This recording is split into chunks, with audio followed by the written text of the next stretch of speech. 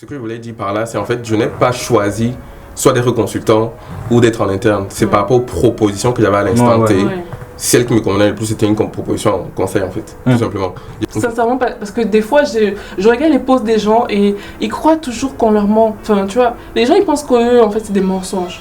Mais il y a beaucoup à gagner à se mettre en freelance. Je savais déjà que côté prime, quand je voyais ce que mes collègues me disaient, ils avaient des très grosses primes et que tu pouvais réinvestir les actions derrière dans les plans épargne entreprise, etc. Donc je me disais, j'étais beaucoup aussi axé sur le variable. Il y avait le salaire de base, il y avait le variable. Donc évidemment ça joue, hein, parce que évidemment on va pas se mentir, ça joue. Ah bon? Mais c'est bien sûr. Bien sûr.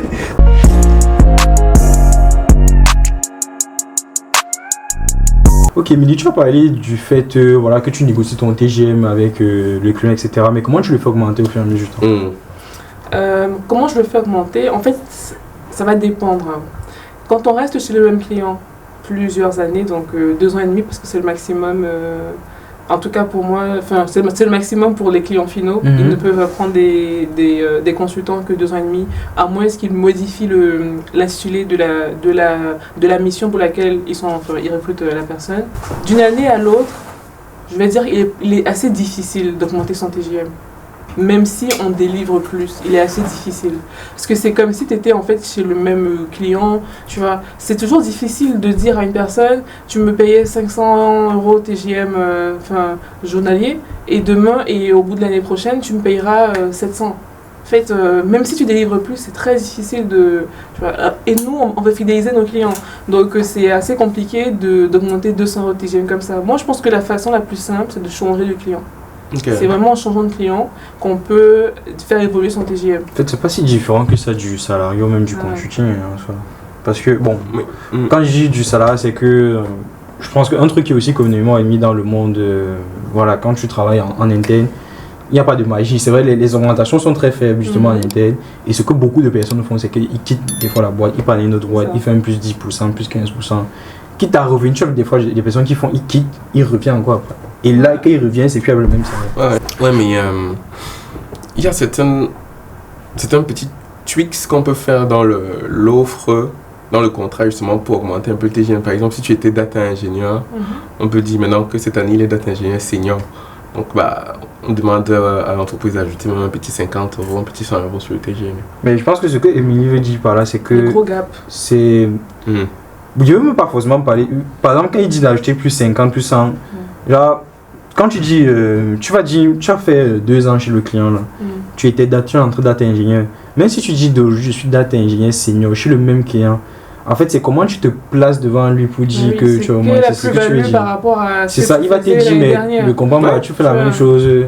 Je fais peut-être la même chose, mais j'ai une plus-value qui est supérieure. Par exemple, je maîtrise le contexte. Donc, quand les nouveaux vont arriver, je vais peut-être les onboarder, ce que je ne faisais pas avant, simplement parce que j'étais nouveau aussi. Il y a certaines problématiques que même certaines personnes qui étaient déjà là vont rencontrer, que moi j'ai déjà rencontré parce que j'ai déjà fait 1 an sur la mission. En fait. Donc, j'apporte une plus-value, fait gagner du temps à toute l'équipe. En tout cas, c'est ce qu'ils ont fait pour augmenter mon TGM là, parce qu'ils ont augmenté mon TGM justement en changeant d'année chez M6. Quoi. Ok, ouais, ça peut être un chips. Okay. Qu'est-ce qu'ils font souvent aussi pour augmenter le TGM? Mais au vu de cette rémunération qui semble quand même très généreuse que Émilie touche, et toi, est-ce que tu te questionnes pas des fois par rapport au salaire que tu as, même si tout à l'heure tu as dit qu'il y a des avantages qui peuvent être intéressants, je pense que même les avantages n'atteignent pas forcément ce que tu aurais pu gagner en freelance, que tu te poses pas seulement la question? Oui, je me suis posé la question. Après, comme je dis toujours, vu que moi je suis un peu dans un processus de reconversion, entre guillemets, et là ça fait même pas encore 1 an que je suis en CDI, je me suis toujours dit, pour le moment, en tout cas pour l'année qui s'est écoulée jusqu'à présent, je m'attache toujours aux compétences, aux skills que je développe. Avant tu peux les développer aussi en freelance. Le problème, moi je trouve, c'est que venir en disant que aujourd'hui je dis que je suis freelance, les compétences que je peux apporter, moi je juge qu'elles ne sont pas suffisantes. Et sur la base de quoi que tu juges ça? En fait, moi je me dis, je n'ai pas encore, c'est ça, c'est mon avis personnel, le recul métier suffisant, nécessaire pour me dire que, par exemple, tu me donnes refait toute l'architecture du SI d'une entreprise qui veut par exemple faire sa migration sur le cloud. Moi je ne sais pas comment démarrer aujourd'hui. Tu vois ce que je veux dire? C'est pour ça que je dis, en fait, je m'attache beaucoup plus au socle technique et à faire mes certifications, etc. pour me dire, ok, je solidifie mon socle technique et après, je peux réfléchir à l'après, comme je l'ai dit. Mais comme je le disais, il y a toujours cet aspect, il y a vraiment cet aspect vision d'entreprise, que je me pose toujours la question. Et quand je vois même les consultants et les freelances, je vois que c'est des personnes qui ne sont pas forcément, ils sont vraiment un peu détachés de cet aspect vision d'entreprise là. Après, ça dépend. Parce que tu vois, la vision d'entreprise, ce ne sera pas la même entreprise, tu vois. Parce que moi, je pense que pour une ESN, pour un consultant, il a une vision d'entreprise dans son ESN. Tu vois, il va participer à l'évolution de son ESN. Moi, en tant que freelance, j'ai l'impression de participer à la vie d'entreprise de mon entreprise, enfin, de mon client final. Pourquoi je dis ça? Parce que je suis un peu comme un consultant en régie. C'est-à-dire que je participe à pratiquement toute la vie de l'entreprise, tu vois. Et ça ne te perturbe pas de switcher à chaque fois? Ben non. Et je pense que j'ai justement une chance, c'est que moi, j'ai vu plusieurs visions d'entreprise. Grâce au fait d'être freelance et d'avoir été consultante, j'ai l'impression de pouvoir apporter quelque chose à la vision d'entreprise dans laquelle je me trouve à l'instant T, parce que j'ai eu aussi de l'expérience par rapport à d'autres entreprises et d'autres visions. Donc je pense qu'au contraire, tu apportes un peu de ton savoir, tu apportes un peu plus à les entreprises, parce que je prends l'exemple d'une entreprise qui va essayer de fédérer des gens autour de la formation et des certifications. Moi, grâce au fait que j'étais d'abord dans une entreprise où ça se passait très bien, je peux essayer de leur donner des tips, je peux essayer de leur donner en fait... même les processus, les bons process qu'ils font. Et ça, c'est grâce au fait que j'ai découvert, j'ai parcouru d'autres entreprises qui avaient différents objectifs, qui avaient accompli différentes choses. Donc ça, je pense plutôt que c'est un avantage.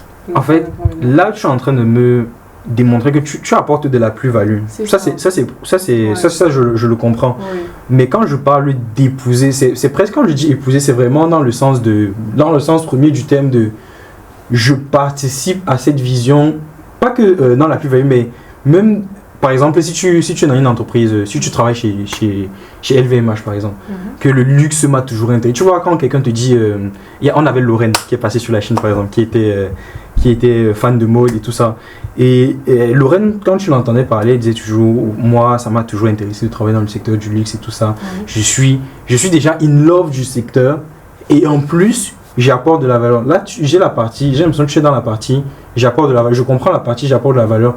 Mais est-ce qu'à chaque fois, tu réussis à t'identifier, je ne veux pas parler de valeur forcément dans l'entreprise, mais vraiment à l'énergie de la boîte? Je pense que oui, surtout grâce au métier que je fais aujourd'hui, parce qu'aujourd'hui je suis FinOps, c'est-à-dire que je vais aider les entreprises à optimiser leur coût du cloud. Donc je pense que je me retrouve dans toutes les entreprises que j'accompagne. Pourquoi? Parce qu'on a tous la même problématique. La problématique, c'est qu'on migre nos infrastructures, nos applications et nos données de l'on-premise vers le cloud. Et pour la plupart d'entre elles, l'objectif, c'est de gagner plus, c'est réduire les coûts. Optimiser les coûts, mais également optimiser la valeur ajoutée. Essayer de fédérer tous les corps de métier autour de votre vision, qui est de migrer vos infras, mais également de migrer vos compétences, parce qu'on passe des compétences qui étaient, des fois c'est du cloud privé vers du cloud public, ou alors de l'on-prem vers du cloud public. Donc je pense que moi, grâce à mes différentes expériences, je vais épouser la valeur, votre vision, parce que c'est la mienne aussi. Parce que ce que toi tu épouses, c'est l'objectif que l'entreprise va atteindre. Je pense qu'il y a deux choses différentes. Il y a une histoire de passion derrière la question de ce que moi je comprends. Il y a une histoire de passion. Et est-ce que on peut pas, moi personnellement, je ne peux pas dire que je suis passionné par les médias. Je suis chez M6. Je ne suis pas passionné par les médias. Ce n'est pas comme si, je ne suis pas comme Lorraine. Quand j'étais petit, je disais que je voulais travailler dans les médias. Et je ne sais pas pour toi, tu n'es pas forcément passionné par ce que ton client fait. Toi, peut-être tu es passionné par l'aéronautique. C'est pour ça que chez Safran, tu as cette question de vision, de projet, de grands projets, et non d'objectifs de l'entreprise que tu embrasses. En fait, moi, personnellement, demain, si je passe chez TF1 ou je passe chez LVMH, je change totalement de secteur. ça va rien changer à ma vie, quoi. C'est pas comme si je suis attaché viscéralement aux médias. Donc il y a aucun, je veux parler du secteur en particulier qui te passionne, si ce n'est vraiment la tech. Il y a des choses qui me passionnent dans la vie, mais pas forcément.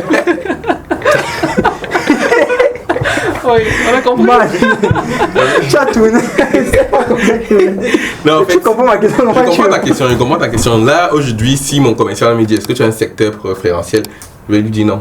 Parce qu'en réalité, je n'ai pas de secteur. Je suis drivé par le besoin et la technologie, l'apprentissage que je vais avoir, et non par ce que l'entreprise vend.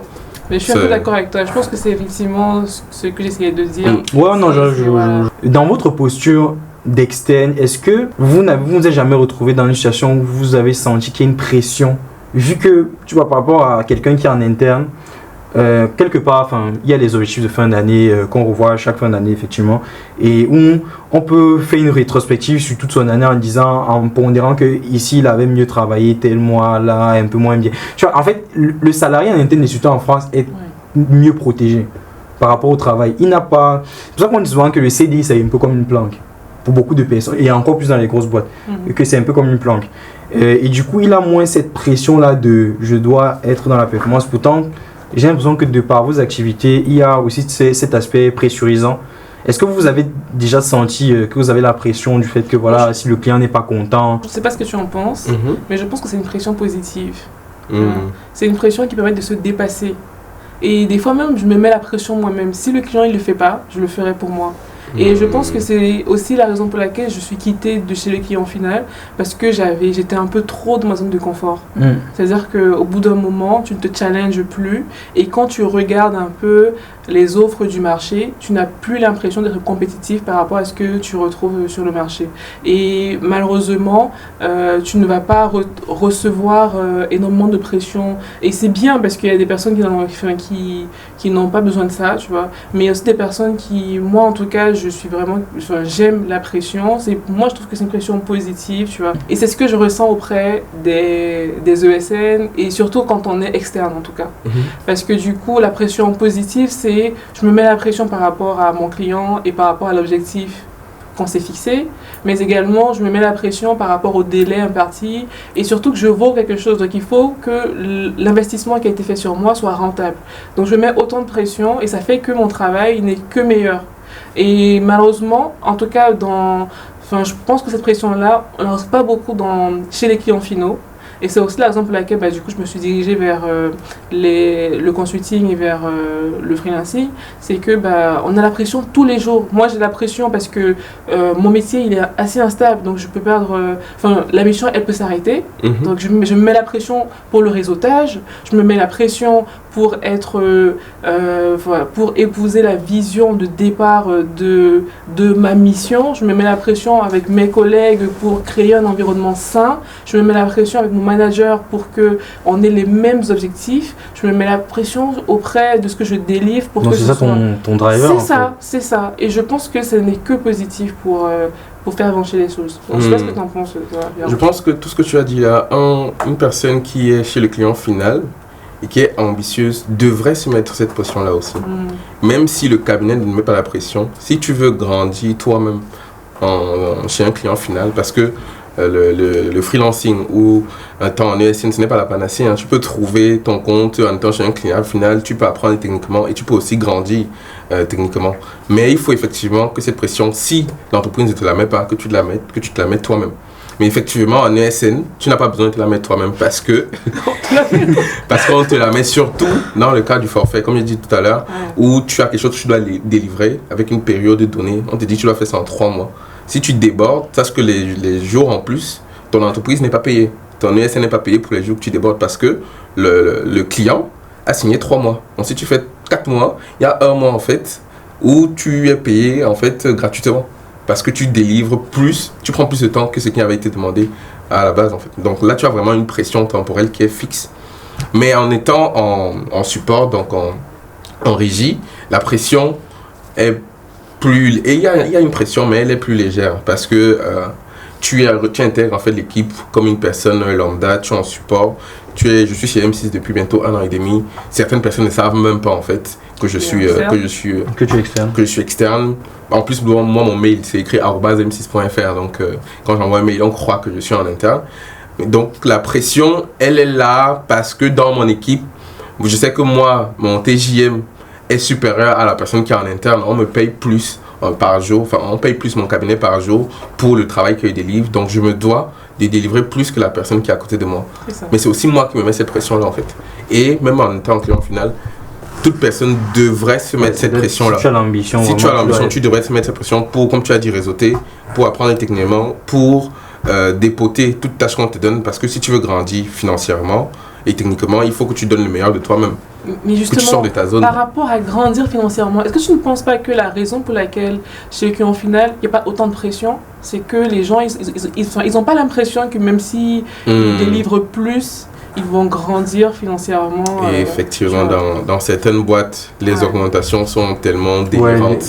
L'augmentation est linéaire et c'est une très faible pente. Du coup, il y a aussi ce truc-là. Les gens qui me disent qu'ils sont augmentés tous les 2 ans. Et même l'augmentation, c'est du 5%. Encore, c'est beaucoup 5%. Ouais, c'est vrai. Après 2 ans. Tu as des boîtes qui augmentent pas après un certain nombre de temps. Des fois, c'est même des 2% et tout. Donc, il y a un truc quand même que vous avez dit. J'ai envie de vous mettre un peu dans la sauce. On va discuter.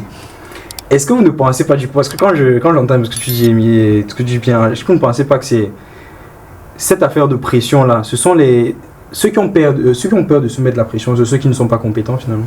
Oh non, je pense pas. Je pense sincèrement pas.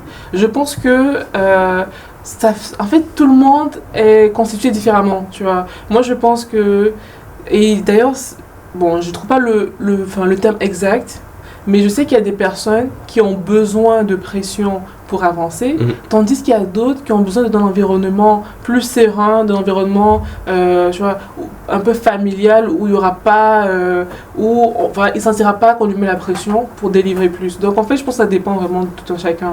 Je pense pas que c'est le référentiel qui prouve qu'une personne est plus compétente qu'une autre. Non. Ouais, ça dépend des personnalités et des histoires de vie aussi. Quelqu'un qui est là, il a déjà ses 4 enfants, pépère. Il veut juste faire le strict minimum pour avoir l'argent qu'il a. Il n'a pas forcément de fortes ambitions. Je ne vois pas pourquoi est-ce que la personne se mettrait la pression, quoi, en réalité, en fonction de ses objectifs. Et je pense que c'est important qu'on le formalise comme ça ici, parce que à l'ère des réseaux sociaux, on a l'impression, avec le boom des entrepreneurs, etc., que effectivement, faire de l'argent, sur les réseaux, on te rabâche à chaque fois que faire de l'argent, c'est à la portée de tout le monde. Qu'aujourd'hui, si tu n'as pas 10 000 € par mois, tu n'es rien du tout. Et je pense qu'il y a beaucoup de personnes aujourd'hui qui s'auto-mettent la pression, surtout dans notre communauté, à nous, qui sommes arrivés du pays, etc. Voilà, on sait qu'on a investi sur nous pour notre voyage, etc. Donc, je pense que, et quand les gens voient ça sur les réseaux et tout, beaucoup de gens, en tout cas, moi j'ai pu le discuter le formaliser avec plein de personnes qui se disent je suis toujours dans un esprit de délivrance, je dois toujours aller beaucoup plus loin. Et tu ne vois pas forcément parce qu'il y a des personnes, quand tu regardes, tu sens que c'est la passion qui les anime. Ce sont des gens qui aiment bosser et qu'eux, ils n'ont pas de souci à faire plein d'heures et tout ça, à toujours se mettre la pression. Mais tu as d'autres personnes qui ne sont pas nécessairement conçues comme ça, comme tu as dit, mais qui se mettent la pression parce qu'ils sont dans une vibe à la fois sur les réseaux et même peut-être dans leur entourage, je se dis, je dois pas être le dernier, je dois toujours surdélivrer. Ouais, mais en fait, il faut savoir s'écouter, hein. Vraiment, il faut savoir s'écouter. Parce que si tu ne t'écoutes pas et que tu écoutes l'extérieur, c'est ce qui va se passer en fait. C'est que tu vas croire que l'ambition des gens doit devenir le tien. Alors que c'est pas forcément ça. Chacun a ses ambitions. Moi, mon ambition peut être de construire mon ESN. Toi, ton ambition peut être de travailler dans mon ESN. Waouh. Non, effectivement.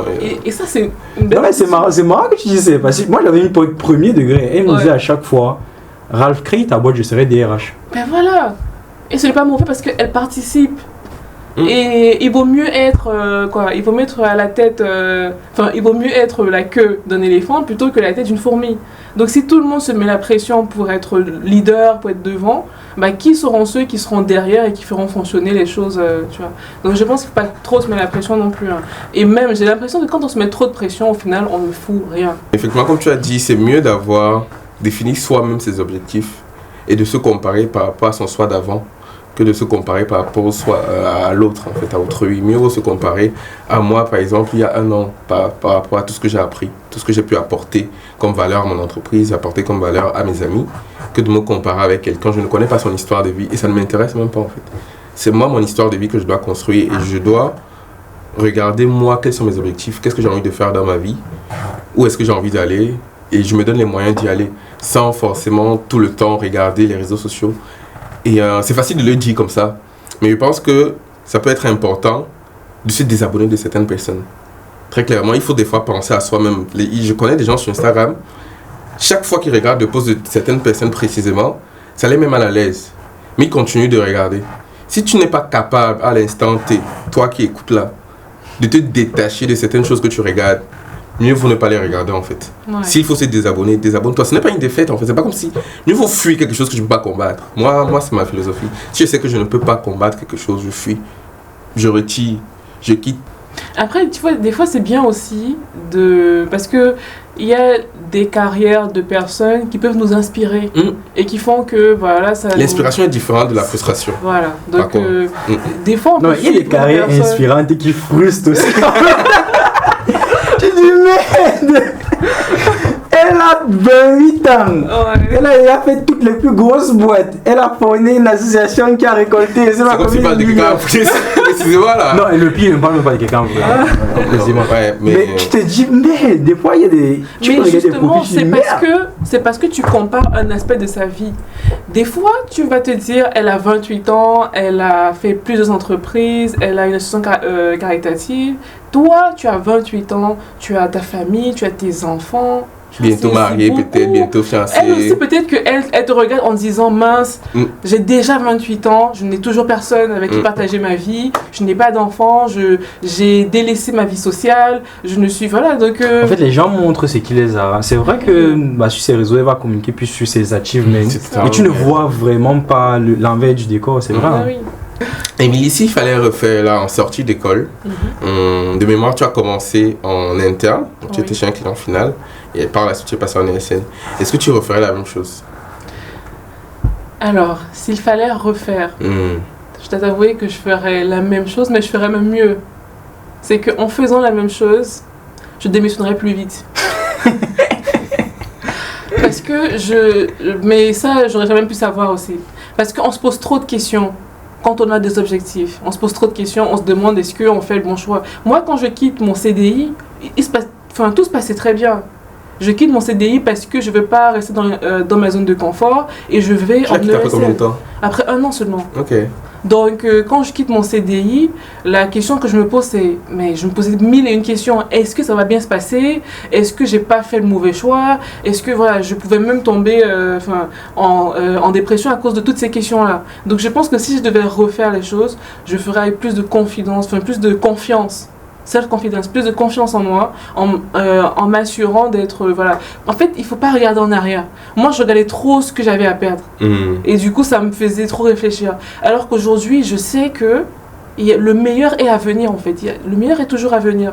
Donc, si tu es sûr au fond de toi que c'est la solution, il faut le faire. Et même si ça se passe mal, faut pas regarder en arrière en disant mince, regardez ce que j'ai perdu. Non. Il faut avancer et te dire que dans tous les cas, tu as appris. Parce que si tu le faisais pas, tu allais continuer à te dire que voilà, tu devrais faire ça. Donc je pense que c'est vraiment ça que je changerais. C'est avoir plus confiance en moi, ne pas douter et ne pas regarder en arrière. Mais pourquoi après 1 an? Ça me semble quand même short. Ah bon? Pourquoi? Parce que comme je t'explique, moi j'ai commencé en tant que data ingénieur data IQ. D'ailleurs, c'est à ce moment-là que je fais la plus belle connaissance professionnelle de ma carrière, parce que je rencontre mon associée Charlotte, avec qui on crée Data Academy, qui est notre entreprise dans laquelle on forme des personnes dans la data.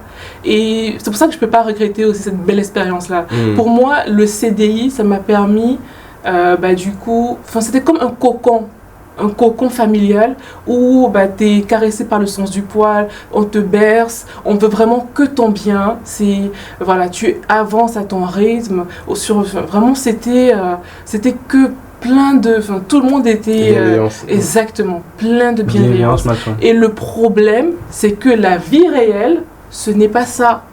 La vie réelle, ce n'est pas que de la bienveillance. C'est aussi des coups bas, c'est aussi des difficultés. Et si malheureusement tu ne restes que dans cet environnement-là où c'est que la paisibilité, tout le monde est doux avec toi, bah, tu ne connais qu'une seule partie de la vie, mais tu connais pas, tu connais pas tu connais pas le monde réel. Exactement. C'est comme des enfants, une fois qu'on les jette, en fait, ils sont perdus, ils savent plus quoi faire. Donc, je pense que des fois, il faut vraiment sortir de sa zone de confort pour se rendre compte que voilà, il faut que tu te crées tes propres armes pour te battre avec. Parce que moi, j'avais l'impression qu'on se battait pour moi, tu vois. On me mettait dans un cadre vraiment idyllique et on se battait pour moi. Et moi, j'avais juste à apprendre et à suivre en fait la trame qu'on avait choisie pour moi. Alors que j'avais un objectif, je voulais créer une ESN. Est-ce que j'allais y arriver comme ça? Je pense pas. Donc c'est pour ça qu'il fallait que je me sorte de là, malgré que c'était vraiment formidable, hein. Moi, je garde que de très bons souvenirs, mais il fallait que je poursuive mon objectif. Donc, et toi, donc, ma question pour toi, c'est s'il fallait refaire, est-ce que tu ferais pareillement? Oui, je ne sais pas. Je ne sais pas. Parce que je me questionne toujours de temps en temps sur continuer les études. Et ah là, on parle même plus des salaires internes.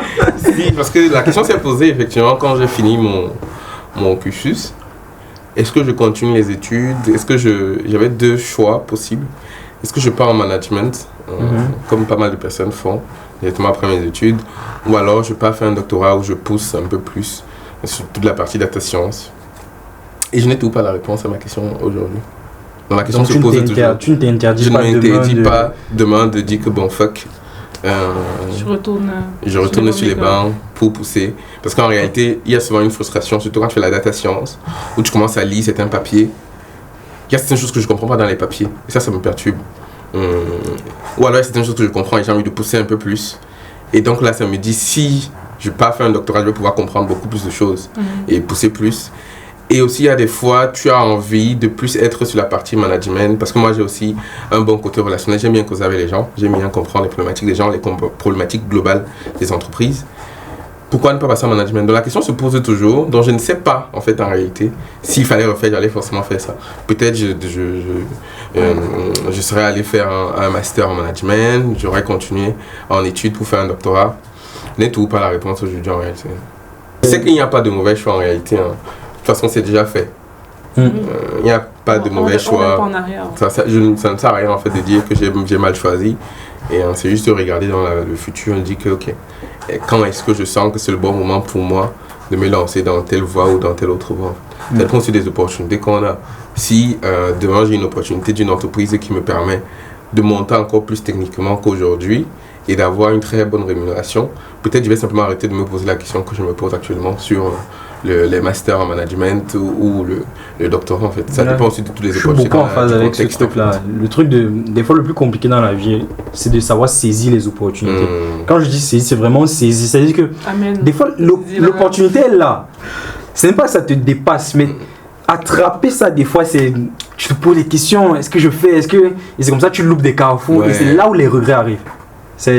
Moi, c'est comme ça que je comprends. Il y a beaucoup de choses que nous disons ici, mais ça correspond réellement qu'à nos expériences personnelles. Il ne faudrait pas que les gens écoutent ce qu'on dit et fassent des généralités sur le monde de l'entreprise, le conseil.